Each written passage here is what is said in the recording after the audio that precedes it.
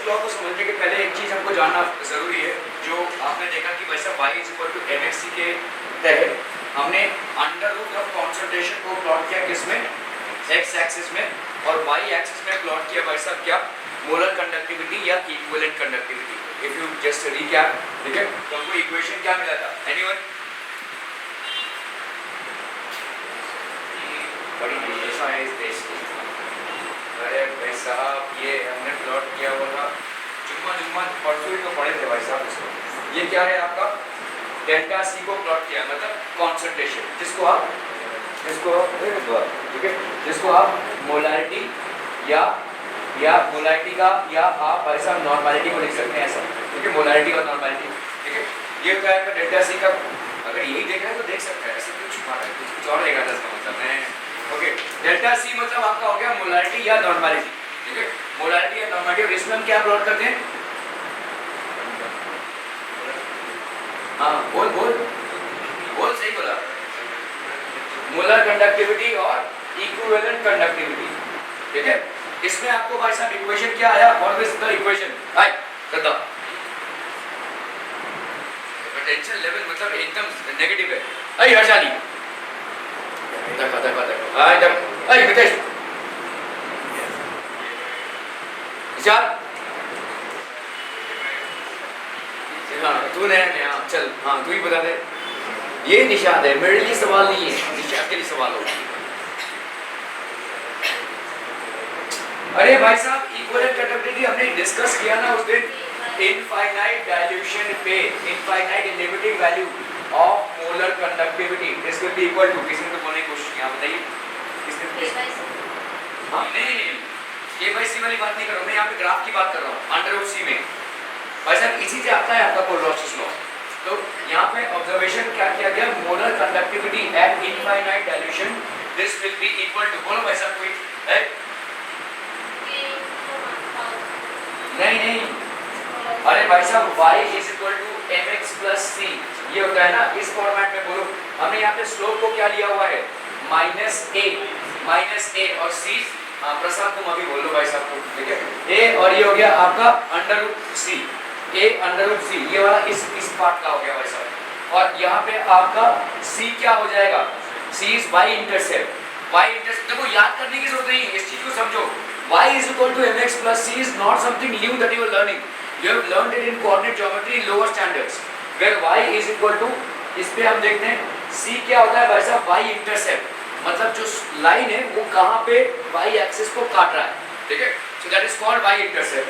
तो obviously line कुछ ऐसे जा रहा है भाई साहब, तो यहाँ पे ये वाला क्या हो जाएगा पोर्शन, यहाँ पे आपका कॉन्सेंट्रेशन क्या है, 0, और जब आपका कॉन्सेंट्रेशन होता है 0, कॉन्सेंट्रेशन जब 0 हो जाता है मतलब भाई साहब मोलर कंडक्टिविटी क्या हो जाएगी, मतलब आपका मोलारिटी क्या हो जाएगी, मोलारिटी कॉन्सेंट्रेशन, अगर आपका वैसा कॉन्सेंट्रेशन 0 हो गया मतलब मोलारिटी क्या हो जाएगी, मोलारिटी आपकी 0 हो गई, मतलब वॉल्यूम आपका क्या हो गया, इनफाइनाइट हो गया ना वैसे, वॉल्यूम हैज बिकम इनफाइनाइट, ठीक है। ओके, सो इनफाइनाइट डाइल्यूशन में आपका ये हो जाएगा, और यहाँ पे जो आपको मिल रहा है this will be what, infinite dilution में मोलर कंडक्टिविटी, ठीक है। सो आपका यहाँ पे कैसा होता है graph, this is molar conductivity at any concentration will be equal to molar conductivity at infinite dilution -a + c। -a क्यों है, क्योंकि ये ग्राफ भाई साहब स्लोप इसका इस तरफ है, अगर इस तरफ होता तो +a होता था, ठीक है। इसी तरह से equivalent conductivity at any concentration will be equal to equivalent conductivity at infinite dilution -a√c, c is basically the concentration. यही आपका भाई साहब कोलरॉशस लॉ, ठीक है।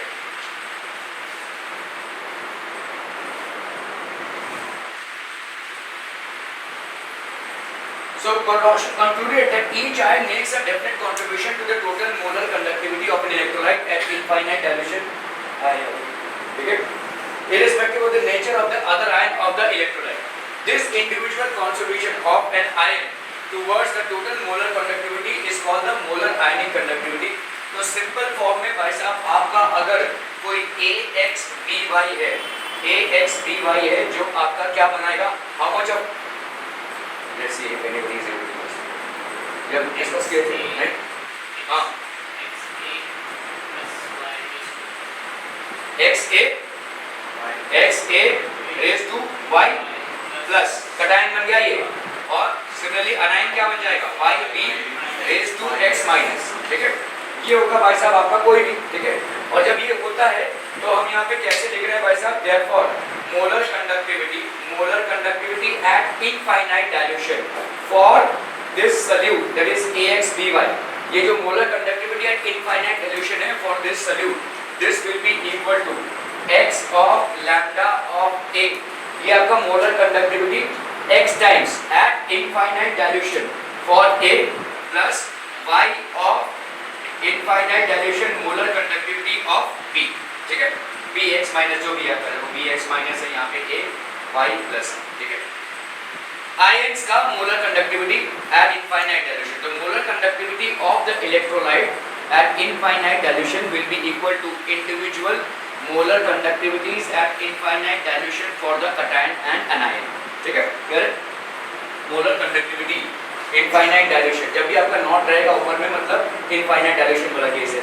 So molar conductivity at infinite dilution for AXBY will be equal to x times molar conductivity at infinite dilution for AY plus that is cation plus y molar times आपका जो y यहाँ पे जो equation है जिसको balancing करने में मिली होगा, ठीक है।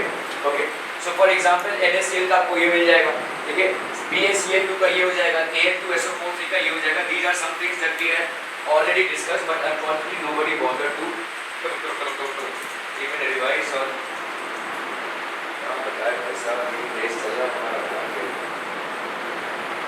ओके, तो ये था भाई साहब आपका स्ट्रॉन्ग इलेक्ट्रोलाइट का। Let's look at weak electrolytes. Weak electrolytes में बच्चा पार्टी होता क्या है, when weak electrolytes are subjected to electrolysis, तो फॉर्मेशन ऑफ आयंस तो होगा लेकिन आपके स्ट्रॉन्ग इलेक्ट्रोलाइट्स में ऑलमोस्ट 100% डिसोसिएशन ऑफ आयंस होता है और वीक इलेक्ट्रोलाइट्स में 100% डिसोसिएशन ऑफ आयंस नहीं होता है। इसका मतलब जब आप डाइल्यूशन को बढ़ाते हैं, वाटर कंटेंट को बढ़ाते हैं, तो वाटर की प्रॉपर्टी है क्या करेगा भाई साहब, आयंस में क्या लाएगा, वाटर इज अ डाइइलेक्ट्रिक, उसका डाइइलेक्ट्रिक बहुत हाई है तो सॉल्वेशन ऑफ आयंस करेगा, मतलब क्या करेगा भाई साहब, आयंस को सेपरेट करेगा। जितना आपके आयंस सेपरेट होंगे उतनी ज्यादा कंडक्टिविटी होगी। अभी डाइल्यूशन का एक स्ट्रॉन्ग इलेक्ट्रोलाइट पे और एक वीक इलेक्ट्रोलाइट पे अलग अलग असर आता है। क्यों? अगर इलेक्ट्रोलाइट आपका स्ट्रॉन्ग है तो वो ऑलरेडी 100% डिसोसिएट हो चुका है। अभी इसमें आप अगर वाटर ऐड करोगे तो इसके डिसोसिएशन को फर्दर इंक्रीज नहीं कर सकते, और अगर हुआ भी तो बहुत कम मात्रा में इंक्रीज होगा, ठीक है। So not much of an effect can be seen for dilution on the electrical conductivity of a strong electrolyte. However when you are using a weak electrolyte जहां पे 100% डिसोसिएशन ऑफ आयंस नहीं होता है, तब जब आप डाइल्यूशन करते हो तो वाटर और ज्यादा सेपरेट करेगा इनको और तोड़ेगा इनको, तो आपका भाई साहब आयंस ज्यादा फॉर्म होगा जिसके वजह से कंडक्टिविटी बढ़ेगी, ठीक है। So both are showing an effect of increase in conductivity. However the increase in conductivity of weak electrolytes by dilution will be far more than increase in conductivity of strong electrolytes with dilution, ठीक है। Okay, so molar और equivalent conductivity of a weak electrolyte at infinite dilution cannot be determined experimentally or by plotting a graph. This is because the conductance of such electrolytes is very low. तो भाई साहब ये बहुत लो है and dissociation of such an electrolyte is not complete even at infinite dilution, ठीक है। तो infinite dilution में भी भाई साहब इसका dissociation complete नहीं है।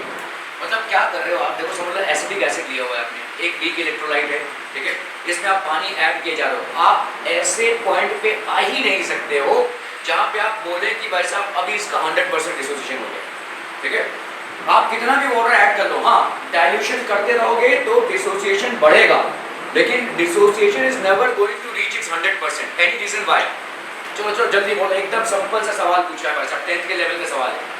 I am taking a weak electrolyte, let's say acetic acid, and I am adding water continuously to it. I am saying that dissociation of ions would increase with dilution, which will obviously increase the conductivity. But why is it not going to reach 100% dissociation as it happens in strong electrolytes? क्यों ये 100% dissociation पे नहीं पहुंचेगा? हाँ? नहीं, तो मैं dilution कर रहा हूँ ना, वीक इलेक्ट्रोलाइट की भरपाई मैं एक्स्ट्रा पानी से कर रहा हूँ ना, जितना वैसा पानी डालूंगा उसमें और भी सेपरेट होता रहेगा। So I am covering up for that. Why still will it not be able to achieve 100% dissociation? बहुत सिंपल सा आंसर है भाई साहब, बहुत सिंपल, 10th के लेवल का सवाल है। क्या होगा इस देश का? अरे भाई साहब यहाँ पे देखो, अगर NaCl है, देखो एक स्ट्रॉन्ग इलेक्ट्रोलाइट है NaCl, इसको मैं भाई साहब एक्वस मोड में ला रहा हूँ, तो ये क्या बनेगा? Na plus Cl minus. अगर तुम देखोगे ध्यान से, ये एरो यूनिडायरेक्शनल है, बाय बिकॉज इसका डिसोसिएशन हो रहा है, ठीक है, ये बैक नहीं मारेगा ये, ठीक है, क्योंकि अभी वाटर ने इसको सेपरेट आउट कर दिया। यहाँ पे जो आपका हो रहा है CH3COOH, ठीक है, CH3COOH ये हो गया आपका एसिटिक एसिड, ठीक है, इसका क्या हो जाएगा भाई साहब? CH3COO minus plus H plus, लेकिन भाई साहब यहाँ पे ये रिएक्शन रिवर्सिबल भी होगा। At equilibrium the rate of forward reaction will become equal to the rate of backward reaction. इसीलिए भाई साहब आप कभी भी इनफाइनाइट डाइल्यूशन के चक्कर में भी आप कभी भी आप इसका 100% डिसोसिएशन नहीं करवा सकते। हाँ, आप डिसोसिएशन को इंक्रीज जरूर करवा सकते हैं। You can increase the dissociation but you will never be able to achieve 100% dissociation. Therefore, using Kohlrausch's law of independent migration of ions, it is possible to calculate that infinite dilution molar conductivity or infinite dilution equilibrium conductivity for any electrolyte, okay, from individual ions. For example, for weak electrolytes such as acetic acid, it is possible to determine this. तो Kohlrausch's law के हिसाब से भाई साहब molar conductivity at infinite dilution for acetic acid will be equal to molar conductivity at infinite dilution for acetate ions, ठीक है, plus molar conductivity at infinite dilution for H plus ions. Clear? Are we clear? This equation can be obtained by noting the molar or equivalent conductivities at infinite dilution for the strong electrolytes like KCl, CH3COK and HCl as by Kohlrausch. अभी आप देखते हैं भाई साहब, देखो CH3COOK, ठीक है, by equivalent conductivity for strong electrolytes, ये एक strong electrolyte है। strong electrolyte क्यों है? क्योंकि यहाँ पे भाई साहब पोटेशियम है, ठीक है, जैसे पोटेशियम सॉल्ट, पोटेशियम एसिटेट है ये बेसिकली, सोडियम एसिटेट होता है, पोटेशियम एसिटेट होता है, एंड HCl, KCl, ये सारे आपके स्ट्रॉन्ग इलेक्ट्रोलाइट्स हैं, ठीक है। अभी आप बोलोगे कि भाई साहब कोलरॉशस का जो लॉ है वो वीक इलेक्ट्रोलाइट्स के लिए कैसे हम अप्लाई करें, क्योंकि भाई साहब इसको कैलकुलेट करना मुश्किल है। फॉर वीक इलेक्ट्रोलाइट्स आपका आयंस का 100% डिसोसिएशन नहीं हो रहा है, तो इसको हम कैसे कैलकुलेट करेंगे? हमको वापस जाना पड़ेगा कैसे ये फॉर्म हुआ है, ठीक है। सो आपका CH3COK भाई साहब ये हो गया, KCl भाई साहब ये हो गया, HCl भाई साहब ये हो गया, तो आपका भाई साहब CH3COH अगर मुझे करना है, CH3COH that will be this plus HCl add किया आपने भाई साहब, तो इसमें से इसको माइनस कर दो, ठीक है, minus H plus this minus K plus C, ठीक है, this will be equal to what? CH3COO plus भाई साहब HCl। अगर CH3CO माइनस प्लस हमने किया भाई साहब HCl, और उसमें से हम क्या माइनस करेंगे? KCl को माइनस करेंगे, मतलब आपका हो जाएगा यहाँ पे देखो, this is basically what CH3, ये हो गया आपका CH3COO minus plus K plus, ठीक है, यहाँ पे भाई साहब क्या है? K plus plus Cl minus है, और यहाँ पे आपका H plus plus Cl minus, ठीक है। तो ये सारे भी आपके क्या हैं? स्ट्रॉन्ग इलेक्ट्रोलाइट्स हैं, और स्ट्रॉन्ग इलेक्ट्रोलाइट्स में आप कोलरॉशस लॉ को बेक ऑफ इस्तेमाल कर सकते हैं, ठीक है। तो अभी आपका भाई साहब क्या हो जाएगा? CH3COH करना है, मतलब तुमको इसको बचाना है और इसको बचाना है। अगर इन दोनों को बचाना है तो तुम क्या करोगे भाई साहब? CH3COOK इसका है भाई साहब, इससे इसको माइनस कर दो, K और Cl हो जाएंगे भाई साहब, ठीक है। तो आपका CH3COA प्लस इन दोनों को ऐड कर दो, इन दोनों को तुमने ऐड कर दिया, इन दोनों को ऐड कर दिया, और इसमें से तुम किसको माइनस करोगे? माइनस, तो इसमें से तुमको K को लाना है, तो इससे इसको माइनस कर दो, और इससे भाई साहब क्योंकि HCl ऐड हो गया तो इससे इसको माइनस कर दो, तो तुम्हारा क्या बचा? CH3COH प्लस H प्लस, ठीक है। तो this will be equal to this. क्या ये समझ में आ रहा है? नहीं। देखो कोलरॉशस लॉ क्या बोल रहा है कि भाई साहब आपका स्ट्रॉन्ग इलेक्ट्रोलाइट्स पे, ठीक है, तो स्ट्रॉन्ग इलेक्ट्रोलाइट्स पे कोई स्ट्रॉन्ग इलेक्ट्रोलाइट है तो उसमें हम भाई साहब क्या लिख सकते हैं? इनफाइनाइट डाइल्यूशन पे molar conductivity of a strong electrolyte will be equal to molar conductivity at infinite dilution for the cations, ठीक है, plus molar conductivity at infinite dilution for the anions. ये स्ट्रॉन्ग इलेक्ट्रोलाइट्स है, मतलब इसमें क्या हो रहा है भाई साहब? 100% डिसोसिएशन हो रहा है, 100% डिसोसिएशन हो रहा है। लेकिन वीक इलेक्ट्रोलाइट्स में ऐसा नहीं हो रहा है। तो वीक इलेक्ट्रोलाइट्स का अगर हमको मोलर कंडक्टिविटी या इक्विवेलेंट कंडक्टिविटी या इनफाइनाइट डाइल्यूशन निकालना है तो कैसे निकालेंगे, ठीक है। तो हमको वीक इलेक्ट्रोलाइट्स को एडिशन और सब्ट्रैक्शन से किसमें कन्वर्ट करना पड़ेगा, स्ट्रॉन्ग इलेक्ट्रोलाइट्स में। क्या ये मामला समझ में आ रहा है? देखो अगर कोई स्ट्रॉन्ग इलेक्ट्रोलाइट है, फॉर एग्जांपल जैसे आपका देखो पोटेशियम क्लोराइड एक स्ट्रॉन्ग इलेक्ट्रोलाइट है, सोडियम क्लोराइड एक स्ट्रॉन्ग इलेक्ट्रोलाइट है। Why are these strong electrolytes? Because the moment you dissociate or rather dissolve them in water, they will dissociate. HCl भाई साहब आपका एक strong electrolyte है, ठीक है। Strong acid तो strong electrolyte भाई साहब। These are all, कोई भी strong acid या strong base या neutral salt, all of them will be strong electrolytes, ठीक है। इनका भाई साहब 100% dissociation होगा water में, ठीक है। तो आपका समझ लो H2SO4, will this be a strong electrolyte? Yes. आपके भाई साहब जितने भी बैटरीज होते हैं उसमें सल्फ्यूरिक एसिड यूज होता है, स्ट्रॉन्ग इलेक्ट्रोलाइट है भाई साहब, ठीक है, क्योंकि स्ट्रॉन्ग एसिड है। Will HNO3 be a strong electrolyte? Yes. Problem सिर्फ HNO3 में ये है कि ये एक स्ट्रॉन्ग ऑक्सीडाइजिंग एजेंट भी है, ठीक है। तो that is the reason it is not much used. However, it is a strong acid, which means the moment you dissolve it in water, it will dissociate into ions. 100% dissociation. Clear है? Clear है? Okay. तो आपके भाई साहब जितने भी आपको compounds दिख रहे हैं, तो आपके जो स्ट्रॉन्गली न्यूट्रल सॉल्ट है, all strongly neutral salt, all strongly neutral salts, they will be strong electrolytes. They will be strong electrolytes. ठीक है? Strongly neutral salt कैसे बनता है? Strong acid और strong base के combination से भाई साहब आपका strong neutral salt बनेगा। For example जैसे NaCl बना है, कैसे बना रहेगा भाई साहब? NaOH, ठीक है, एक strong base, और HCl एक स्ट्रॉन्ग एसिड के कॉम्बिनेशन से क्या बनेगा भाई साहब? आपका NaCl। जैसे ये सॉल्ट बना, ये स्ट्रॉन्गली न्यूट्रल सॉल्ट होगा। This is a strong base and this is a strong acid. इन दोनों से बन रहा है भाई साहब एक strongly neutral salt. The moment you happen to dissolve this salt in water, it will give you 100% dissociation of ions.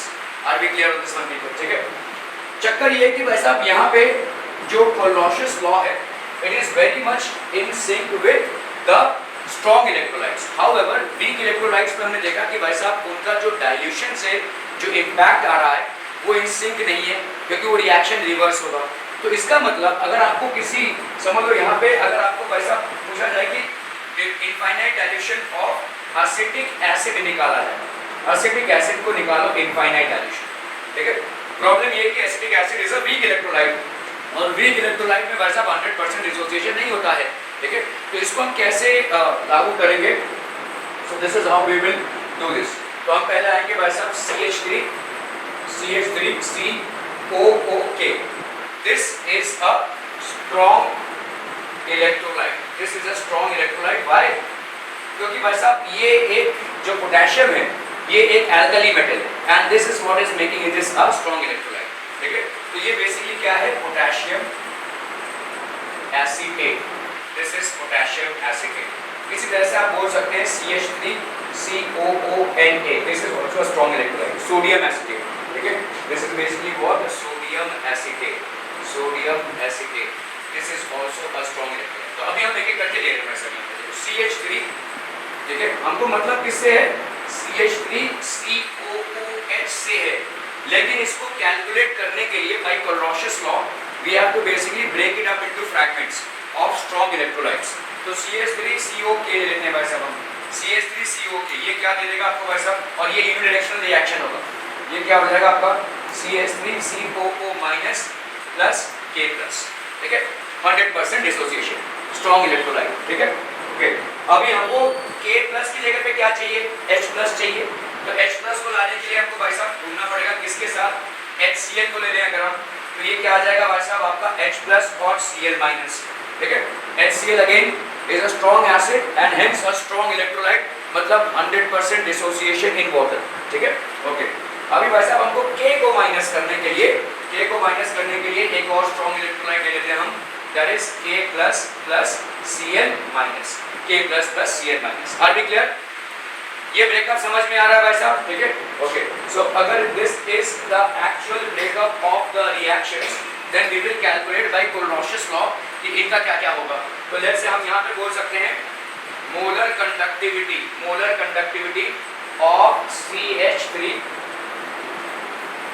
ठीक है, molar conductivity of CH3 COOH will be equal to, क्या बोलो, molar conductivity at infinite dilution for CH3COO minus plus molar conductivity at infinite dilution for K plus, ऐसा लिख सकते हैं बोलो, we can write this, right? ठीक है, okay, इसी तरह से भाई साहब क्या हो जाएगा, molar conductivity at infinite dilution for KCl will be equal to molar conductivity at infinite dilution for K plus plus molar conductivity at infinite dilution for Cl minus. Molar conductivity at infinite dilution for HCl will be equal to molar conductivity at infinite dilution for H plus plus molar conductivity at infinite dilution for Cl minus. Are we clear through this one people? आज समझ में आता हूँ? Okay. अभी अगर हम यहाँ पे हमको क्या चाहिए? What do we need? We need this one. ठीक है? And we need this one as well. इसको और इसको हमें चाहिए, ठीक है? तो how would we do this? How would we do this people? समझिए भाई साहब, इससे आप इसको माइनस करो, फिर इससे आप इसको माइनस करो। देखो हमको यहाँ पे अगर इसको उड़ाना है तो हम क्या करेंगे भाई साहब, इस CH3COH से देखो हम यहाँ पे क्या करेंगे, दिस विल बी, अगर हमको चाहिए भाई साहब मोलर कंडक्टिविटी ऑफ CH3COOH तो हम ऐसा लिख सकते हैं इसको, molar conductivity at infinite dilution for CH3COO minus plus molar conductivity at infinite dilution for KCl, ठीक है? मतलब आपका CH3COO ये हो गया, ठीक है, ये हो गया CH3COO, ठीक है, माइनस माइनस किसको उड़ाना है भाई साहब, इसको उड़ाना है, ठीक है? तो molar conductivity at infinite dilution for K plus plus, और यहाँ पे आपको H प्लस में चाहिए ना, तो हम पहले प्लस कर लेना है, ठीक है? सो प्लस मोलर कंडक्टिविटी और infinite dilution for H plus plus molar conductivity at infinite dilution for Cl minus, ये ऐड हो गया भाई साहब। तो अभी आपका यहाँ पे K प्लस, ये हो गया भाई साहब आपका मोलर कंडक्टिविटी ऑफ CH3 और ये हो गया आपका K प्लस, ठीक है? तो अभी क्या आ गया आपके पास, ये सारे प्लस मोड में है, इसमें से आपको क्या उड़ाना है, Cl माइनस को उड़ाना है और K प्लस को उड़ाना है।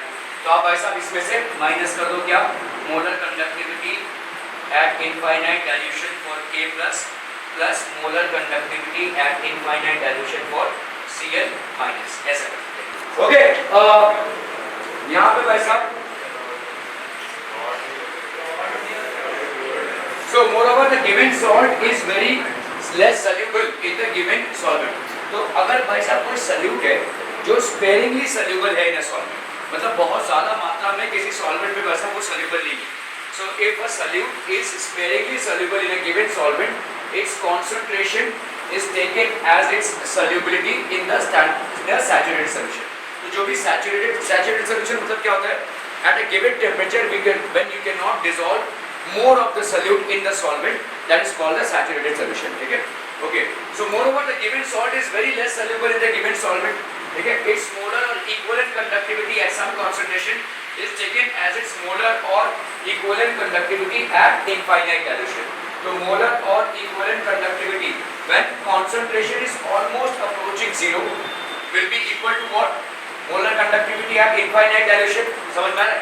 Concentration जब आपको zero approach कर रहा है तो this will be molar conductivity at infinite dilution, okay? और भाई साहब equivalent conductivity का भी same, जब concentration आपका भाई साहब zero approach कर रहा है and this concentration, this is equal to भाई साहब क्या, equivalent conductivity at infinite dilution, ठीक है? This is equal to how much? We have seen this, that this is equal to kappa into 1000 upon molarity if the SI unit is expressed in centimeters, ठीक है? बाकी सब तो वही रहेंगे, अगर सेंटीमीटर्स में रहेगा तो क्या है unit, anyone? Siemens centimetre square per मोल भाई साहब, ओके?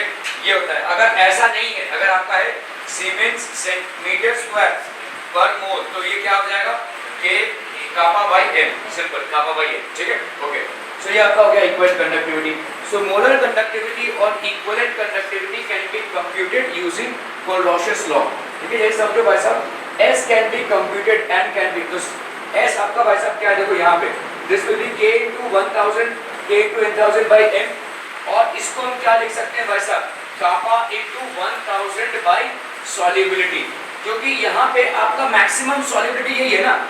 देखो मोलारिटी जो होगी इनफाइनाइट डाइल्यूशन पे ठीक है, वही तो उसकी सॉलिबिलिटी हो जाएगी, उससे ज़्यादा आप उसको डिसॉल्व ही नहीं कर सकते, ठीक है, वही आपका भाई साहब सॉलिबिलिटी है।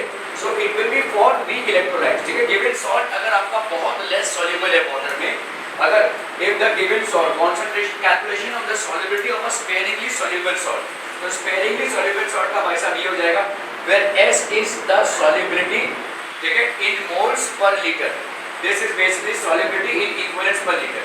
तो लैम्डा m और lambda naught m can be computed by using Kohlrausch law.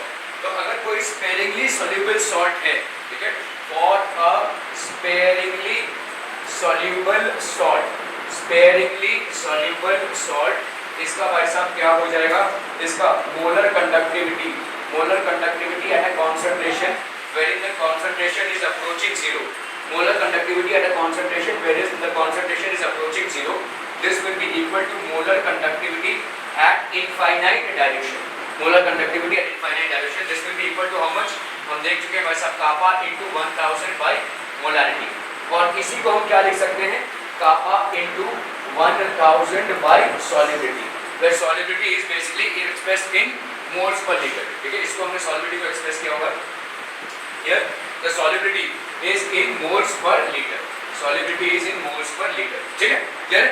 आप ऐसा ग्राम्स पर लीटर वाला नहीं ले सकते इसमें, देखो solubility को हम ग्राम्स पर लीटर में भी एक्सप्रेस कर सकते हैं, but here the solubility is in moles per liter, how many moles of that solute is there in the liter, ठीक है, ओके।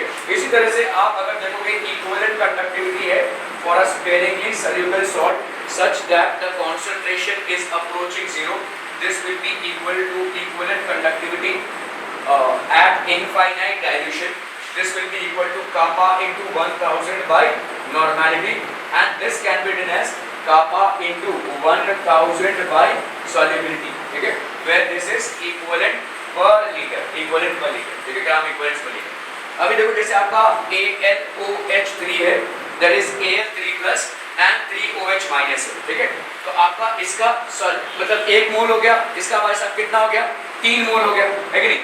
मोलैरिटी में देखो भाई साहब AlOH3 का डिकम्पोजिशन हो रहा है, और AlOH3 is a sparingly soluble salt, aluminium hydroxide, solubility कहते हैं। So for example for aluminium hydroxide if S moles per litre is the solubility, तो इसका होगा क्या भाई साहब, S मोल्स पर लीटर, इसका होगा कितना, 3S मोल्स पर लीटर, तो KSB कितना हो जाएगा भाई साहब, Al3 plus OH3 minus, तो S into 3S that is 27S raised to 4, क्या ये समझ में आ रहा है।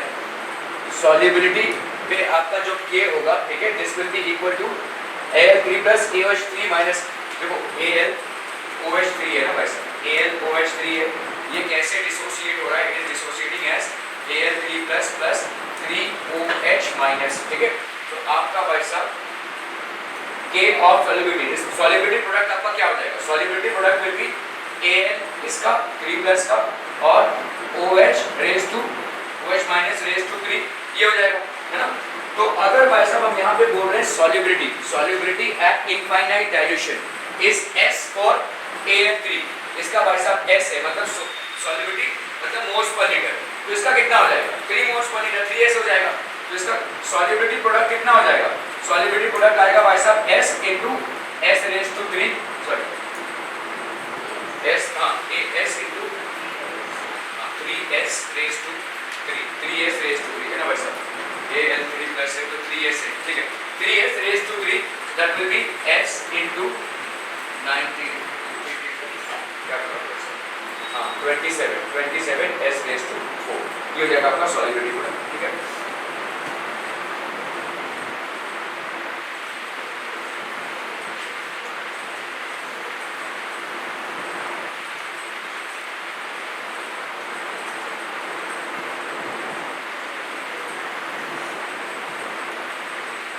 यहाँ पे देखते हैं कंडक्टिविटी, मतलब कापा आपको दिया हुआ है, एक saturated solution of AgBr, AgBr is also a sparingly soluble salt, 298 kelvin पे दिया हुआ है, मतलब इस टेम्परेचर पे और ज्यादा आप AgBr को डिसॉल्व नहीं कर सकते, ठीक है। So the conductivity K of a saturated solution, so at this particular temperature conductivity दिया हुआ है आपको कितना, ऑफ अ सैचुरेटेड सॉल्यूशन है, सैचुरेटेड सॉल्यूशन मतलब कौन सा हो जाएगा ये, this will be how much, 815 into 10 raised to minus 7 siemens per centimetre में दिया हुआ है, तो ये आपका infinite dilution of silver ions है, infinite dilution of bromide ions है, आर 62 एंड 78, ठीक है। Then calculate the solubility product that is KSP, KSP मतलब सॉल्युबिलिटी प्रोडक्ट ऑफ एजीबीआर, ठीक है। सो एजीबीआर का भाई साहब अगर आपको सॉल्युबिलिटी प्रोडक्ट निकालना है कैसे निकालेंगे भाई साहब, यहाँ पे देखो मोलर कंडक्टिविटी कितना दिया हुआ है एजीबीआर का, कितना हो जाएगा Ag plus plus Br minus by Kohlrausch law, तो इसके हिसाब से आपका 62 प्लस 78 दैट इज 140 हो गया। तो molar conductivity of AgBr will be equal to molar conductivity और इनफाइनाइट डाइल्यूशन, मोलर कंडक्टिविटी क्या हो जाएगा भाई साहब कापा इनटू 1000 बाय S, है ना। Molar conductivity at infinite dilution will be equal to kappa into 1000 by molarity, क्योंकि AgBr एक भाई साहब एक स्पेरिंगली सॉल्युबल सॉल्ट है, तो इसका हो जाएगा कापा इनटू 1000 बाय सॉल्युबिलिटी। तो आपका यहाँ पे कितना आया 140 is equal to this into this by solubility, solubility आ गया इसका भाई साहब। अभी KSP ऑफ AgBr कितना हो जाएगा S स्क्वायर m का स्क्वायर, ठीक है। S स्क्वायर मतलब आपका सॉल्युबिलिटी जो भी आया यहाँ पे, ठीक है, solubility is 1.128 into 10 raise to -3 gram से, इसको आपको मोलारिटी में कन्वर्ट करना पड़ेगा। देखो S क्या है मोल्स पर लीटर है ना, सॉल्युबिलिटी यहाँ पे किसमें एक्सप्रेस की गई है मोल्स पर लीटर में। तो आपका भाई साहब AgBr का कितना आया है आपका सॉल्युबिलिटी, दिस इज 1.128, ठीक है, 1.128 इनटू 10 रेज़ टू -3 ग्राम्स पर लीटर आया है। इस ग्राम्स को भाई साहब मोलर में कन्वर्ट करो मोलारिटी में, ठीक है। तो मोलारिटी में कन्वर्ट करेंगे मतलब कैसा आपका देखो यहाँ पे सिल्वर का कोई गूगल करो ना क्या है आपका एटॉमिक वेट, जल्दी जल्दी जल्दी फटाफट फटाफट, ब्रोमीन का और सिल्वर का जल्दी जल्दी जल्दी, एटॉमिक वेट सिल्वर 47 कितना, सिल्वर का 47, एटॉमिक वेट 47 है, ओके सर। ब्रोमीन का कितना है 79, ठीक है भाई साहब, ओके। चलिए इसको देख लेते हैं फिर से, देखो molar conductivity of AgBr as per Clausius law, this will be equal to molar conductivity at infinite dilution for Ag plus and molar conductivity at infinite dilution, क्या हाँ Ag का 47 नहीं, हाँ कितना है हाँ 107, ब्रोमीन कितना, फोन नहीं आदमी को फेंकना, ठीक है। Ag का कितना है भाई साहब 107 और ब्रोमीन का कितना है 79, क्लियर, 80 लेते हैं जनरली, ब्रोमीन का 80 लेते हैं, क्या ओके। अभी देखो यहाँ पे हमारा कोलोशियस लॉ क्या बोल रहा है, molar conductivity at infinite dilution for AgBr will be equal to molar conductivity at infinite dilution for Ag plus molar conductivity at infinite dilution for Br minus, ठीक है क्लियर। तो आपका भाई साहब यहाँ पे क्या देगा, देखो द कंडक्टिविटी की over saturated solution of AgBr is how much 8.5, ठीक है, इनटू 10 रेज़ टू -7। तो हम भाई साहब यहाँ पे अगर इसका मोलर कंडक्टिविटी हमको दिया हुआ है कितना है भाई साहब, Ag का कितना है 62 और इसका भाई साहब कितना है 78, so this will be how much, this will B 140, ठीक है, S siemens per centimetre square, siemens per centimetre square unit के साथ सीमेंस पर सेंटीमीटर स्क्वायर। ध्यान रहे सीमेंस पर सेंटीमीटर स्क्वायर है, तो जब आप भाई साहब यहाँ पे मोलर कंडक्टिविटी को निकालेंगे या कंडक्टिविटी को निकालेंगे तो कामा को किससे मल्टीप्लाई करेंगे 1000 से, ठीक है। तो units will decide how you will go about, ठीक है ओके। तो आपका यहाँ पे हो गया भाई साहब molar conductivity at infinite dilution for AgBr, ये हो गया भाई साहब, ठीक है क्लियर है, molar conductivity at infinite dilution. तो आपका यहाँ पे हम क्या लिख सकते हैं, देखो कोई अगर स्पेरिंगली सॉल्युबल सॉल्ट होता है तो स्पेरिंगली सॉल्युबल सॉल्ट के बारे में हम क्या लिख सकते हैं, molar conductivity at infinite dilution will be equal to kappa into 1000 by molarity, or this can be written as kappa into 1000 by its solubility, ठीक है। और ये जो solubility होगी ये किसमें होगी भाई साहब, मोल्स पर लीटर में होगी, ठीक है, मोल्स पर लीटर में होगी, ओके। तो हम ऐसे पे आते हैं भाई साहब, देखो molar conductivity at infinite dilution हमने AgBr का निकाल लिया है, सो इसके जगह पे हम लिखेंगे भाई साहब 140, ठीक है, and this will be equal to kappa into 1000 हो जाएगा आपका, क्योंकि आपका सीमेंस पर सेंटीमीटर स्क्वायर है। यहाँ पे दिया हुआ है कापा की वैल्यू कितनी है 8.5 into 10 raised to -7, ठीक है।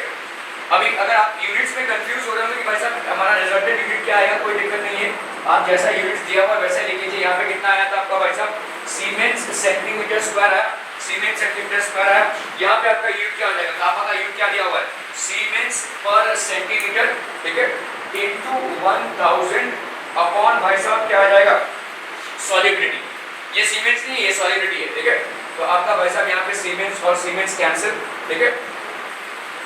So this will be how much आपकी पता, वेरी गुड, ठीक है। सॉलिबिलिटी की वैल्यू कितनी आ जाएगी भाई साहब, सॉलिबिलिटी की वैल्यू आ जाएगी यहाँ पे 8.5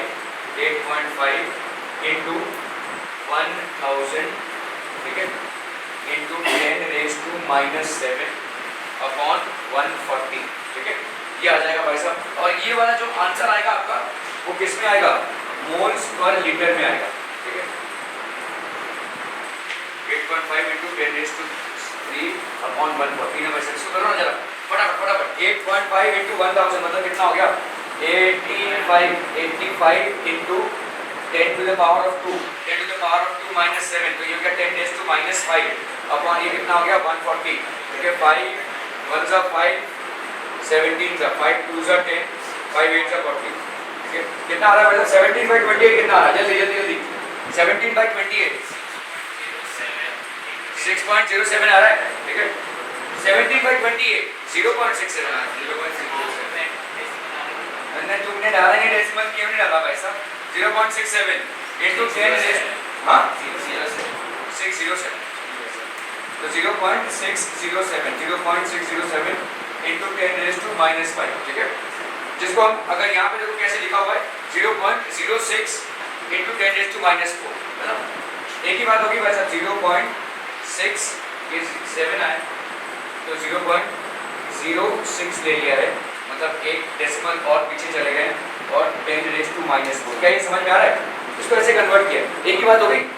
0.607 इसको वहाँ तो भाई साहब क्या है, ठीक है 6 है, ठीक है, 10⁻⁻5 है। अगर मैंने 10⁻⁻4 कर दिया तो ये और पीछे चला गया है, जरा सिंपल है। 0.06 into 10⁻⁻4, मैंने आपको क्या बोला था भाई साहब, जब ये सब करेंगे तो आपका कितने में आएगा, मोल्स पर लीटर में आएगा। This will B solubility in moles per litre, ठीक है, मोल्स पर लीटर। अगर इसी सॉलिबिलिटी को आपको भाई साहब, ये मोल्स पर लीटर हो गया, ठीक है, ओके। सो आपका सॉलिबिलिटी कितना आ गया भाई साहब, 0.06 into 10⁻⁻4 मोल्स पर लीटर। अभी इसको अगर भाई साहब आप ग्राम्स में कन्वर्ट करना चाहते हैं, ठीक है, समझ में आ रहा है। सॉलिबिलिटी यहाँ पे कितना आया, 0.06 into 10⁻⁻4 moles per litre for AgBr, ठीक है, AgBr इतने मोल्स पर लीटर में उसके हैं, ठीक है, सॉलिबिलिटी सैचुरेटेड सॉल्यूशन में। अभी ये सैचुरेटेड सॉल्यूशन की सॉलिबिलिटी यही, दिस इज बेसिकली सॉलिबिलिटी। आए क्या करो तू,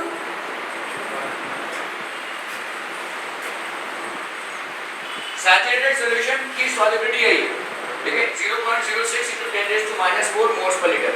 अगर इसको मुझे कन्वर्ट करना है ग्राम्स में, जैसे देखो अगर मैं बोलूं आपको कि 2 मोल्स ऑफ क्लोरीन है, 2 मोल्स ऑफ क्लोरीन, तो इसको आप ग्राम में कन्वर्ट करोगे तो कितना हो जाएगा, 2 into 35.5 है कि नहीं भाई साहब, एक मोल में आपके कितने ग्राम्स होंगे, 35.5। तो इसी तरह से AgBr का मॉलिक्यूलर वेट निकाल लो। AgBr का क्या बोला आपने भाई साहब, सिल्वर का कितना है 107, है ना। तो AgBr का मॉलिक्यूलर वेट कितना हो जाएगा, 107 + 80, so that's going to give you how much, 7 8 और ये हो गया 187 ग्राम्स हो गया 1 मोल का वेट। यहाँ पे इस मोल्स को ये मोलाइटी नहीं है, मोल्स पर लीटर है, ठीक है। This is basically moles per litre, so this is moles per litre. तो इसी मोल्स को अगर मुझे कन्वर्ट करना है किसमें, ग्राम्स में, तो इसके मॉलिक्यूलर वेट से मैं मल्टीप्लाई करूंगा, that will be how much, 0.06 into 10⁻⁻4 into grams, मतलब आपका हो गया 187 ग्राम्स, ठीक है, 187 ग्राम्स पर लीटर। जरा इसको करो भाई साहब, 80 कितना आ जाएगा, ये 7 6 42 8 0 4 8 1 8 8.4 तो 188। चलिए यहाँ पे 188 किया हुआ है, 187 नहीं 188 किया हुआ है, ठीक है, 188 मतलब यहाँ पे 107 सिल्वर का लिया हुआ है, 188 किया हुआ है, 188 है भाई साहब, ठीक है। 188 को इससे अगर हम मल्टीप्लाई करेंगे इससे 6 सो यहाँ पे हो जाएगा आपका, दिस इज बेसिकली 188 ग्राम्स पर लीटर। सो 8 6 48 8 0 0 हो गया 4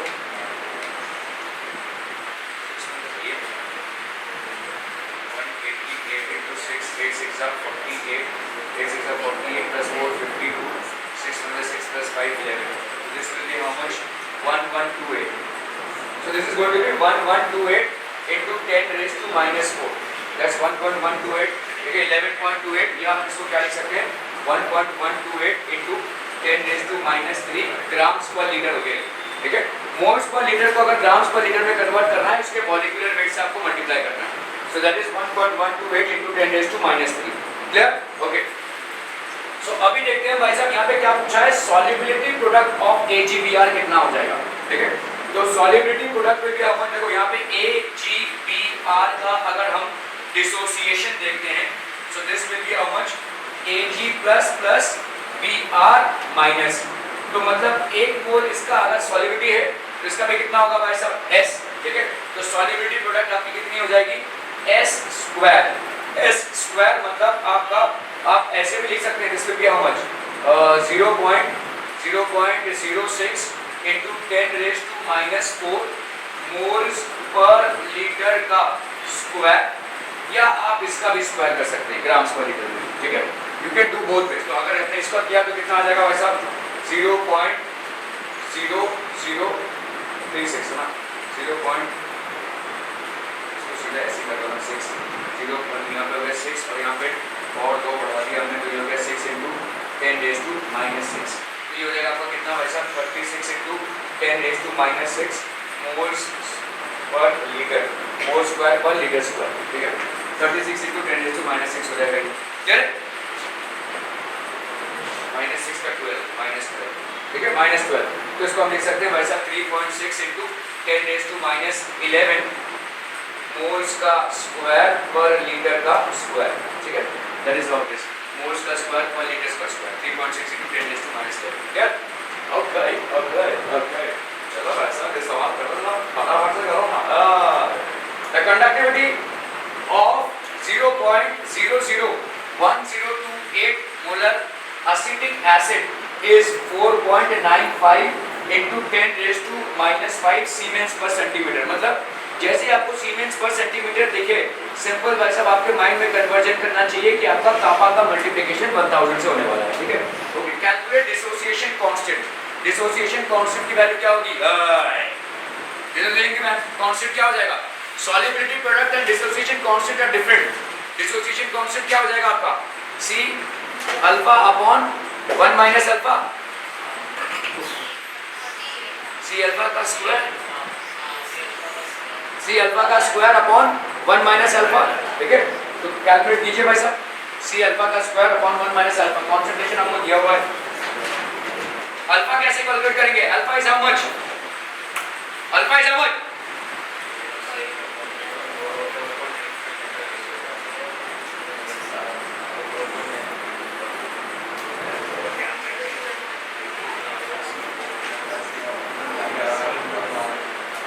डिसोसिएशन कांस्टेंट दिया हुआ है यहाँ नहीं.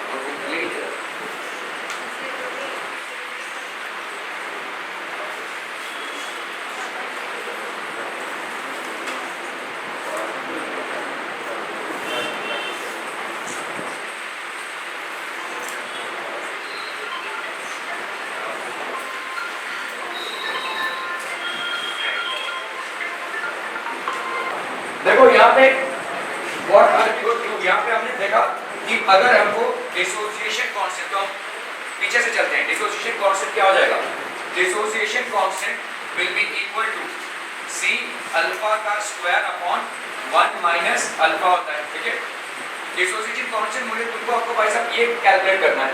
ठीक है ये डिग्री ऑफ डिसोसिएशन है. Alpha is degree of dissociation और डिग्री ऑफ डिसोसिएशन का फार्मूला क्या है भाई साहब. ठीक है आपका molar conductivity at a particular concentration upon molar conductivity at infinite dilution. ठीक है, मोलर कंडक्टिविटी। अब यहाँ पे देखो कंडक्टिविटी ऑफ दिस आपको दिया हुआ है इज दिस मच, आपको यहाँ पे मोलर कंडक्टिविटी कैलकुलेट और ये भी दिया, सॉरी ये वाला वैल्यू आपको दिया हुआ है।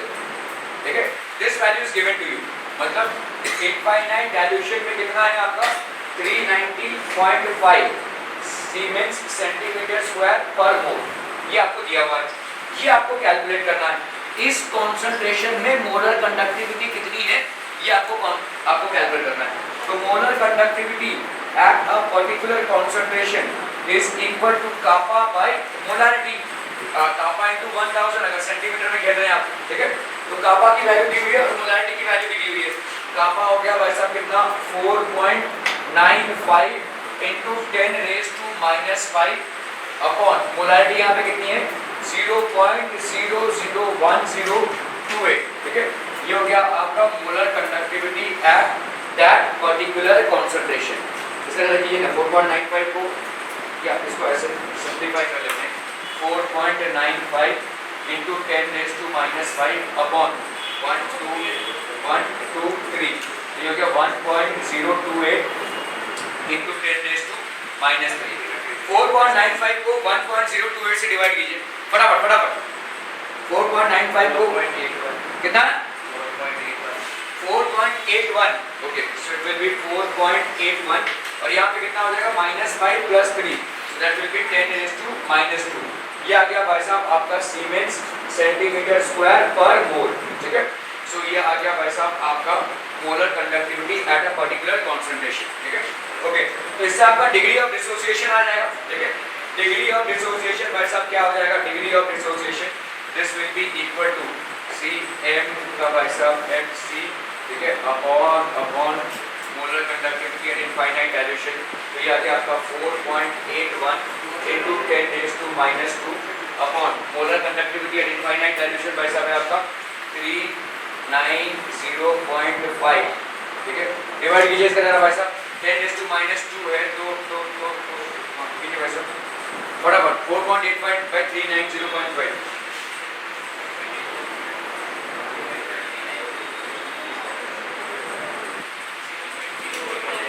48 चलिए हाँ 48.15 10⁻²,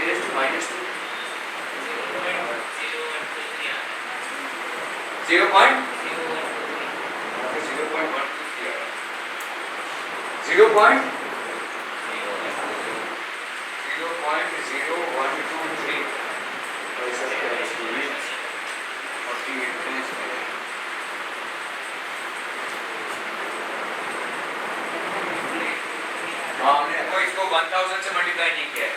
यहाँ पे कापा हमें लिखा है 4.95 into 10⁻⁵ but this has to be multiplied by 1000 as well, right. तो यहाँ पे आपका भाई साहब हो जाएगा 1000। ठीक है, इसका तो ये सारे वक्त तो ये भी आपका 1000 से मल्टीप्लाई होगा, so this will give you 1.23। ठीक है, दैट इज बेसिकली। ठीक है, तो ये आपका भाई साहब इस तरह से हम इसको कैलकुलेट कर सकते हैं। कापा अभी क्या हो जाएगा, इसका जो भी वैल्यू आया है इसका वैल्यू आ जाएगा 0.1233। ठीक है, इसका वैल्यू आया डिग्री ऑफ डिसोसिएशन का। तो आगे आपका भाई साहब dissociation constant will B C⁴ upon 1 - alpha. तो C की वैल्यू यहाँ पे कितनी है भाई साहब, दिस इज 0.00102 इंटू अल्फा का स्क्वायर। अल्फा का स्क्वायर हो गया भाई साहब 0.1233 इसका भाई साहब स्क्वायर। ठीक है, और अपॉन 1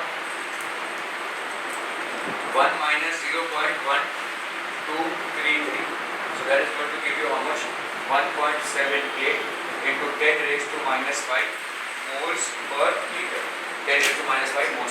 Clear? Okay.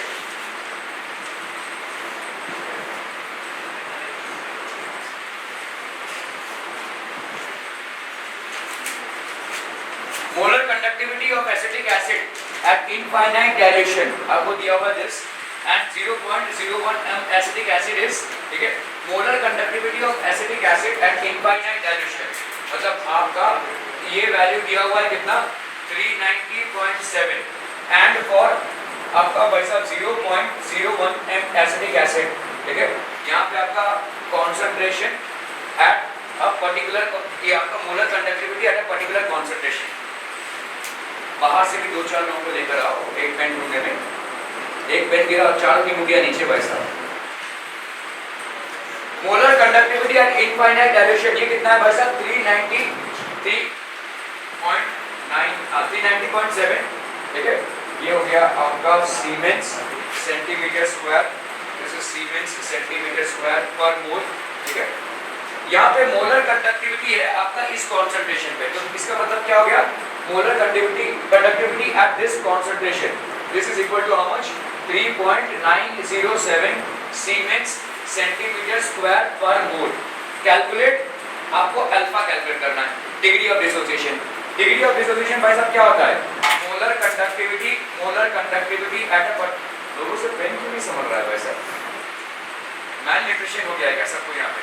यहाँ पे आपका क्या हो जाएगा? Molar concentration eight a particular conductivity, ठीक है, upon molar conductivity at infinite dilution. Molar conductivity at a particular concentration upon molar conductivity at infinite dilution. तो चलो भाई साहब इजी है, आराम से कट जाएगा। यहाँ पे मोलर कंडक्टिविटी आपका यहाँ पे कितना आ रहा है? 3.907 अपॉन यहाँ पे कितना आ रहा है भाई साहब? 390.7। सो ये straight away case of 1 by ऐसा कितना हो जाएगा? 39 क्यों यहाँ पे भाई साहब 1/100 आ जाएगा। दिस विल बी 1/100, 0.01 आ गया आपका। डिग्री ऑफ डिसोसिएशन कितना हो गया भाई साहब? Degree of dissociation is 0.01। अभी pH ऑफ द सॉल्यूशन निकालना है, ठीक है। What is basically pH? तो आप अगर यहाँ पे pH को कैलकुलेट करेंगे, आपको पूरा इक्वेशन लिखना पड़ेगा यहाँ पे। व्हाट इज pH बेसिकली, ठीक है। सो आपका CH3COOH है, ये डिसोसिएट होगा किसमें? एसीटेट आयन में, ठीक है। तो this will B basically acetate ion plus H plus, acetate ion plus H plus, ठीक है। ओके, तो आपका H प्लस, देखो यहाँ पे अगर 1 है और समझ लो भाई साहब 1 है तो ये 0 0, और यहाँ पे भाई साहब अगर अल्फा डिसोसिएट हुआ तो 1 माइनस अल्फा, और ये होगा अल्फा, और ये होगा भाई साहब आपका अल्फा, ठीक है। तो आपका अगर कॉन्सेंट्रेशन C है, यहाँ पे कॉन्सेंट्रेशन अगर 1 है तो ये हो रहा है, कॉन्सेंट्रेशन अगर C है तो सबको C से मल्टीप्लाई कर दोगे, ये C और C अल्फा, ठीक है। C into 1 माइनस अल्फा, ये हो जाएगा भाई साहब C अल्फा, और ये हो जाएगा भाई साहब आपका C अल्फा, ठीक है। तो आपका H प्लस कितना आ जाएगा भाई साहब? H plus is nothing but C alpha. C alpha मतलब यहाँ पे देखो आपका अल्फा की वैल्यू कितनी आई है? 0.01, ठीक है। H प्लस का कॉन्सेंट्रेशन ना, ये तो आपका pH को हम क्या करेंगे? सिर्फ 10⁻² कर देंगे उसका पावर। ओके, यहाँ पे कितना है? 0.01 हो गया, ठीक है। अल्फा की वैल्यू कितनी? 0.01, और आपका कॉन्सेंट्रेशन भी क्या दिया हुआ है? 0.01। So this will B 0.01, this is how much? 10⁻², है ना, into 10⁻²। This will be how much? 10⁻⁻4। H plus का कॉन्सेंट्रेशन आपका कितना आया है भाई साहब? 10⁻⁻4। तो आपका pH कितना हो जाएगा?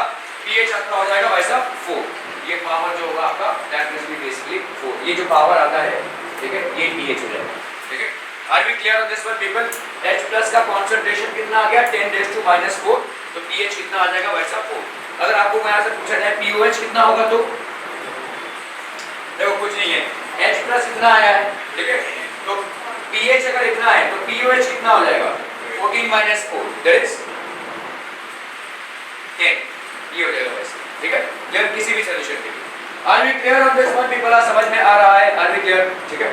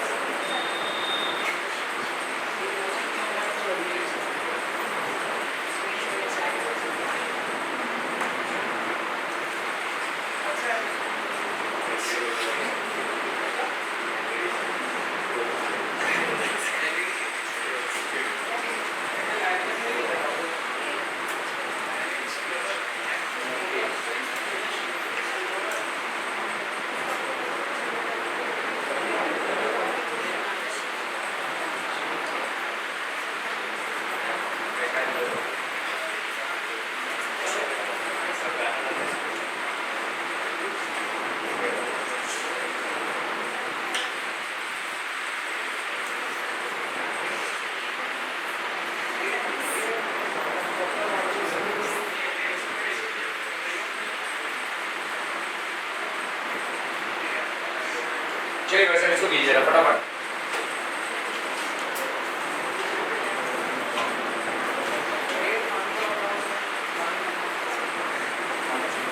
टैंकर मंगाया जाए।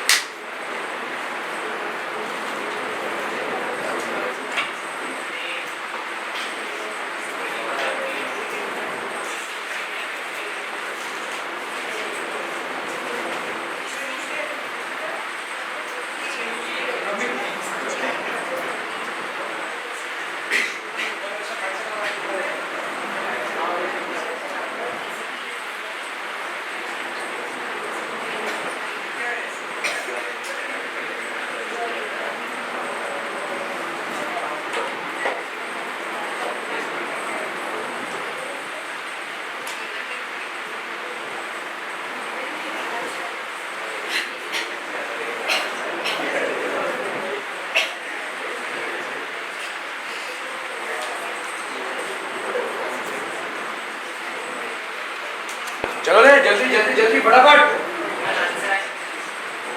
कितना है? कितना है? ओके, आपको यहाँ पे भाई साहब molar conductivity at infinite dilution किसका कैलकुलेट करना है?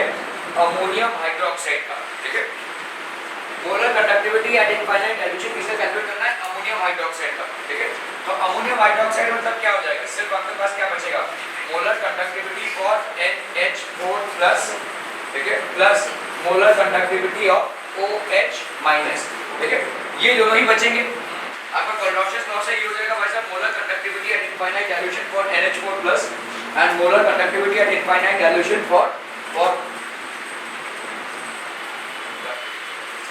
molar conductivity at infinite dilution for NH4+ plus molar conductivity at infinite dilution for OH minus। ठीक है, चलिए अब एक एक करके देख लेते हैं भाई साहब। अगर हम यहाँ पे देखते हैं BaOH2 में क्या हो जाएगा भाई साहब? Molar conductivity at infinite dilution for BaOH2 भाई साहब कैसे डिसइंटीग्रेट करेगा? BaOH2 will disintegrate as Ba2 plus 2OH minus। Again Ba2 plus 2OH minus। तो यहाँ पे मोलर कंडक्टिविटी ऑफ BaOH2 इसको क्या लिख सकते हैं? Molar conductivity infinite dilution Ba2 plus molar conductivity infinite dilution OH minus. ये 2 हो जाएगा, ये 2 आएगा इधर। ठीक है, ओके। अब ये मानते भाई साहब NH4Cl में, तो NH4Cl का अगर आप आयनाइजेशन देखेंगे so this will be NH4Cl that's going to disintegrate into NH4+ plus Cl minus, NH4+ plus Cl minus। तो यहाँ पे molar conductivity at infinite dilution for NH4Cl this will be molar conductivity at infinite dilution for NH4+ plus molar conductivity at infinite dilution for Cl minus। ठीक है, clear है? Clear है? हमको उड़ाना क्या है इसमें से भाई साहब? Cl को उड़ाना है ना, NH4 और OH को रखना है। तो NH4 और OH को अगर आपको रखना है तो इस पूरे रिएक्शन में से, ठीक है, NH4OH ये हमारा डिजायरेबल है। हमारे पास भाई साहब ये तीन और भी रिएक्शन है, BaOH2 का BaCl2 की तरह। ठीक है, तो आपका भाई साहब BaCl2 अगर हम देखते हैं मोलर कंडक्टिविटी ऑफ BaCl2, भाई साहब BaCl2 कैसे डिसइंटीग्रेट करेगा?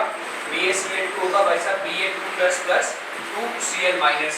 तो ये हो जाएगा molar conductivity of infinite dilution of Ba2+ plus molar conductivity at infinite dilution 2Cl minus। ठीक है, इस पूरे तमाम में देखो यहाँ पे तुमको लास्ट में क्या चाहिए?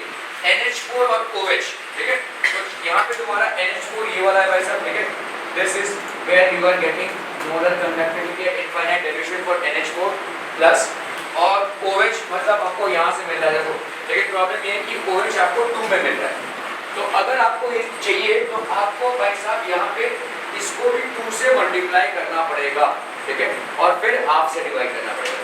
या भाई साहब इसको हाफ से डिवाइड कर दो, ठीक है, इसको आप हाफ से डिवाइड कर दो। तो अगर आपको यहाँ पे हाफ से आप डिवाइड करते हो इसको मल्टीप्लाई करो हाफ से, तो वो OH मिल जाएगा, ये 2 कैंसिल हो जाएगा, ठीक है। तो यहाँ पे आप इसको लिख सकते हैं। फिर आपका क्या आ जाएगा, तो this will be how much, तो आपका नया रिएक्शन क्या बना यहाँ पे, half of molar conductivity of BaOH2 it will be equal to molar conductivity half of molar conductivity at infinite dilution for Ba2 plus molar conductivity at infinite dilution for OH minus। ये हो जाएगा, ठीक है, okay. अभी इसको तो आप देख सकते हैं यहाँ पे देखो Cl माइनस है। अभी इधर आओ, देखो इधर भी तुमको क्या चाहिए भाई साहब, इसमें NH4 चाहिए और यहाँ पे तुमको OH चाहिए।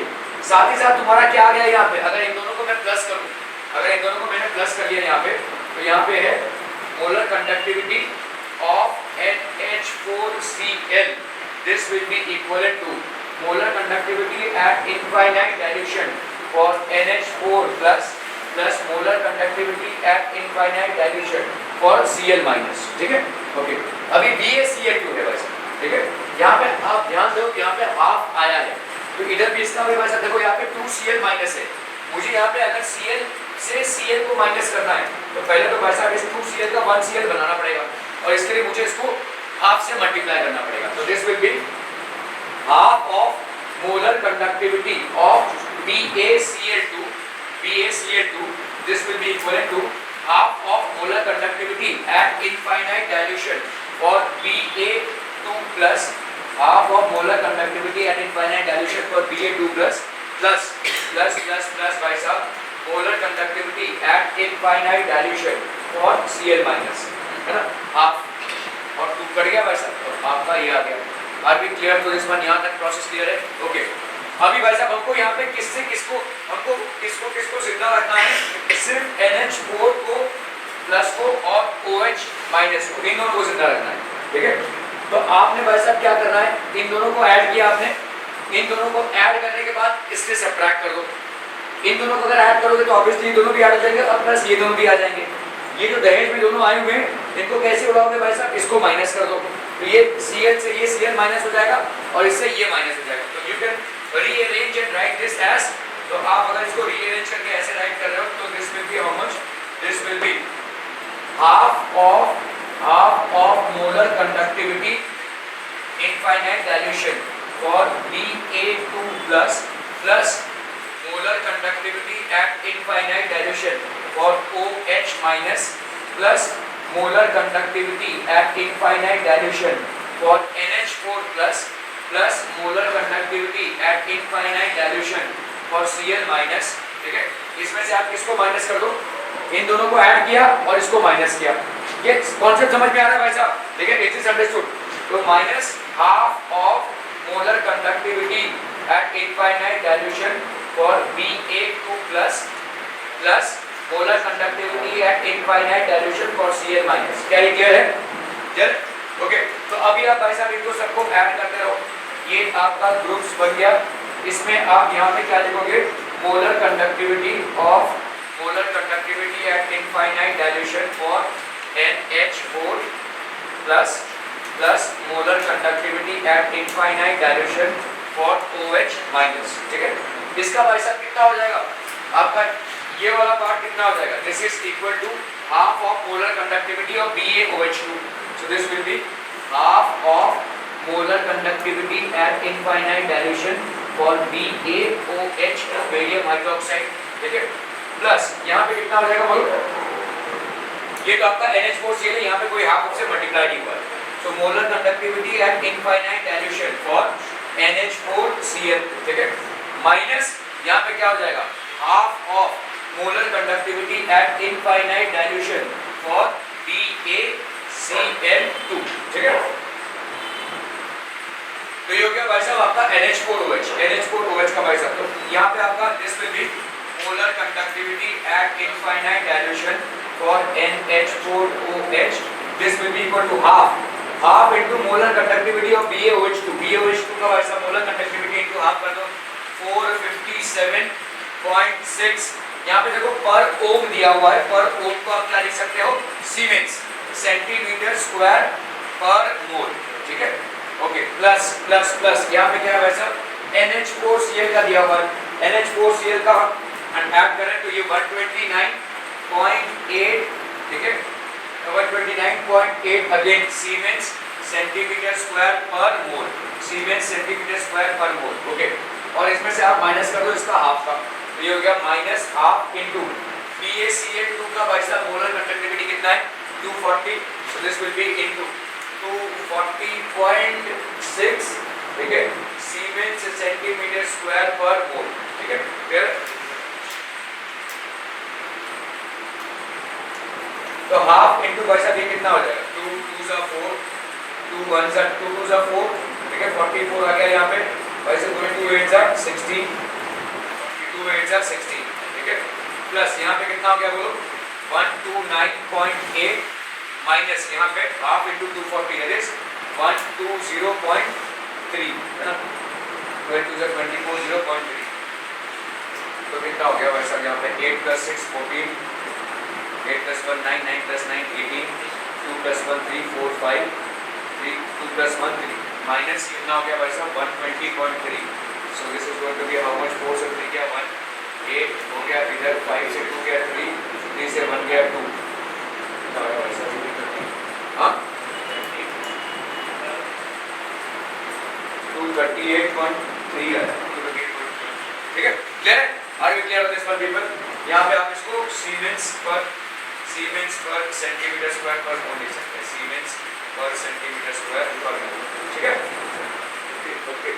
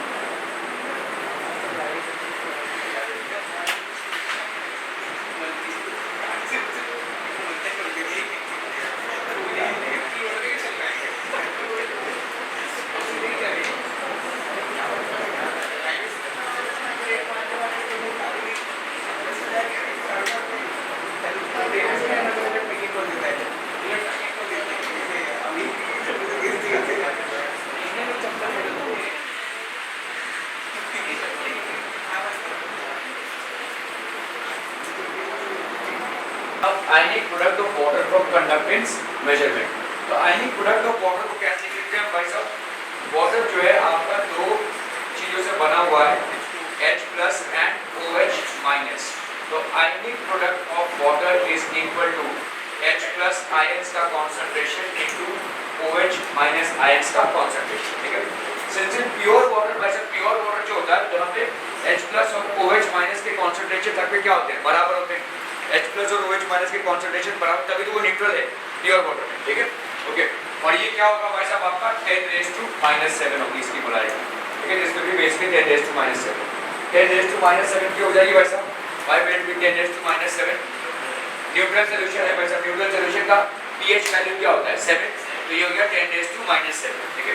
Okay, so H+ and OH- ion आपका H+ का कंसंट्रेशन, ठीक है, ठीक है, और आपका OH- आयन का concentration is equal to √Kw, that is called, ठीक है। So the ions are present in such low concentration that molar ionic conductivities may be taken as the ones at infinite dilution. So molar conductivity of H+ will be equal to molar conductivity at infinite dilution of H+. Molar conductivity of OH- will be almost equal to molar conductivity at infinite dilution. ये water में ही होगा, ठीक है। So the ions are present in such low concentration that molar ionic conductivities may be taken as the ones at infinite direction. तो किसी भी आपके molarity में देखिए molar ionic conductivities, this molarity that will be H plus will be almost equal to molar conductivity at any dilution. ठीक है, molar conductivity, so this will be equal to H plus, इसके बराबर होगा ये. ठीक है, similarly OH minus IH का molar conductivity will be equal to molar conductivity at infinite dilution for OH minus IH. ठीक है, so H plus is equal to this और OH minus is equal to this. ठीक है, तो आपका भाई साहब H plus और OH minus को ऐड करेंगे तो कितना आ रहा है भाई साहब 547.6 आएगा. ठीक है, H plus और OH minus आयन के मोलर कंडक्टिविटीज को हम ऐड करेंगे. इक्विवेलेंट कंडक्टिविटी भी भाई साहब वही हो जाएगी. ठीक है, सिंस टोटल पॉजिटिव और negative charge is equal to 1. आपका n फैक्टर यहाँ पे कितना है 1 है. समझ में आ रहा है? देखो आपने देखा था मोलर कंडक्टिविटी आपका भाई साहब मोलैरिटी नॉर्मलिटी क्या होता है, मोलैरिटी इनटू n फैक्टर होता है. तो अगर भाई साहब n फैक्टर आपका 1 है, यहाँ पे n फैक्टर क्या है भाई साहब 1. क्यों n फैक्टर 1 क्यों है? क्योंकि n फैक्टर होगा क्या, charge on the ions. Charge on the ions क्या है H प्लस मतलब एक पॉजिटिव चार्ज, OH माइनस मतलब एक नेगेटिव चार्ज. तो आपका n फैक्टर ऑब्वियसली क्या हो जाएगा 1. तो मतलब इस केस में क्या हो जाएगी, नॉर्मलिटी और मोलैरिटी बराबर हो जाएगी. ठीक है, नॉर्मलिटी और मोलैरिटी विल बी इक्वल. तो इसी हिसाब से भाई साहब इक्विवेलेंट वेट और नॉर्मल मॉलिक्यूलर वेट आपका बराबर हो जाएगा. यहाँ पे आपका equivalent weight will be equal to molecular weight. ठीक है, तो आपने देखा था भाई साहब मोलर कंडक्टिविटी और इक्विवेलेंट कंडक्टिविटी में क्या रिलेशनशिप होती है. मोलर कंडक्टिविटी कापा अपॉन जैसे कापा इनटू 1000 अपॉन मोलैरिटी होती है. ठीक है, और इक्विवेलेंट कंडक्टिविटी क्या होती है, कापा इनटू 1000 अपॉन नॉर्मलिटी होती है. ठीक है, तो अगर हमने भाई साहब इसको अपॉन किया तो मतलब molar conductivity upon equivalent conductivity, kappa kappa cancel, normal upon molarity. Normality क्या होती है भाई साहब, नॉर्मलिटी क्या होती है n into molarity upon molarity. अगर n फैक्टर आपका 1 है तो ये भाई साहब क्या हो जाएगा 1, मतलब आपका molar conductivity will be equal to equivalent conductivity. Molar conductivity और इक्विवेलेंट कंडक्टिविटी आपके बराबर हो जाएगी भाई साहब. इन केस ऑफ वाटर, क्योंकि भाई साहब अगर आप देखोगे H2O में ये H प्लस और OH माइनस आयंस है, तो चार्जेस आपके कितने हैं भाई साहब. आप अगर देखोगे इसको बैलेंस करोगे तो H प्लस प्लस मतलब ये आपका एक इलेक्ट्रॉन गया है ना इसका और एक इलेक्ट्रॉन इसको गया है. ठीक है, तो आपका बैलेंसिंग अगर आपका देखोगे तो यहाँ पे n फैक्टर की वैल्यू कितनी हो जाएगी 1. The n factor value will be equal to 1. तो n फॉर H2, तो आपका भाई साहब यहाँ पे क्या हो जाएगा, इक्विवेलेंट कंडक्टिविटी कितनी हो जाएगी कापा इनटू 1000 बाय n. ठीक है, तो n for H2O will be equal to n for H2O. n और n भाई साहब बराबर होंगे. ठीक है, फिर कापा इनटू 1000 बाय मोलर कंडक्टिविटी हो जाएगा ये, कापा इनटू 1000 अपॉन इक्विवेलेंट कंडक्टिविटी या कापा इनटू 1000 अपॉन मोलर कंडक्टिविटी. अभी क्लियर क्लियर क्लियर भाई साहब. यहाँ पे ऐसा ही होता है ना, देखो molar conductivity at infinite dilution, ये क्या होता है भाई साहब आपका K इनटू 1000. देखो यहाँ पे molar conductivity at any concentration, molar conductivity at any concentration will be equal to kappa into 1000 by molarity, है ना. यहाँ पे in case of water क्या हो रहा है, molar conductivity at any concentration is equal to almost equal to molar conductivity at infinite dilution. ठीक है, तो this will be equal to molar conductivity at infinite dilution में वैसा इसके बराबर हो रहा है.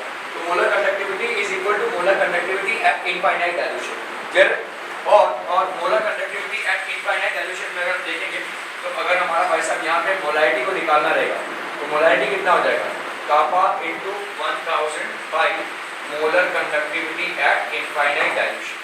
ठीक है, molar conductivity at infinite dilution ये हो जाएगी आपकी मोलैरिटी. और नॉर्मलिटी भी कितनी हो जाएगी kappa into 1000 by equivalent conductivity at infinite dilution. In case of water molarity is equal to normality, means ये दोनों भी भाई साहब आपके बराबर हैं.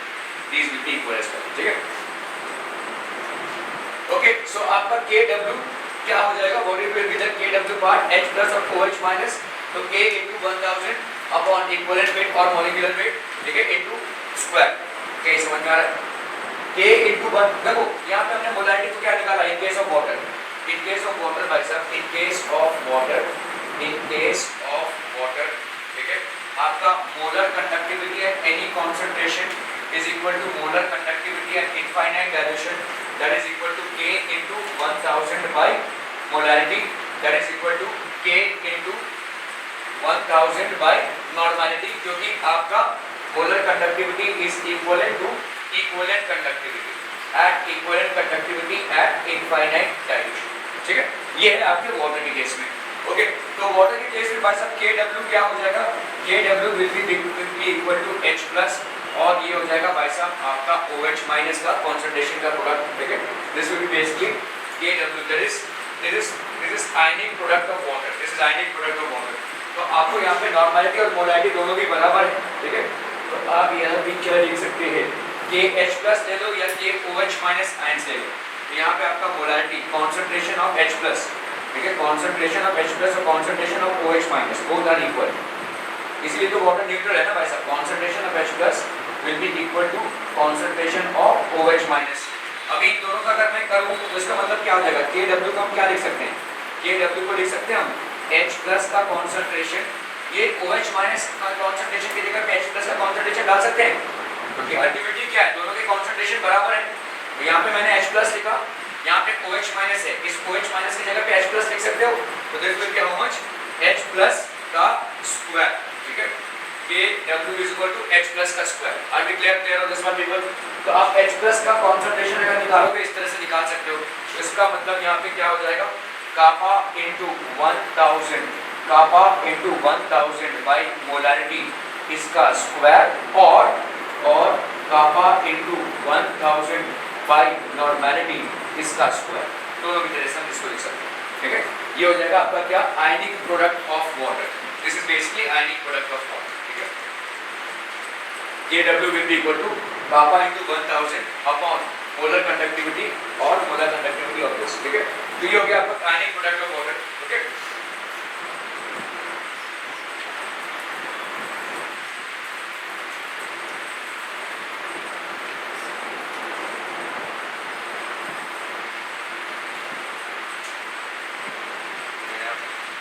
ठीक है, जाइए.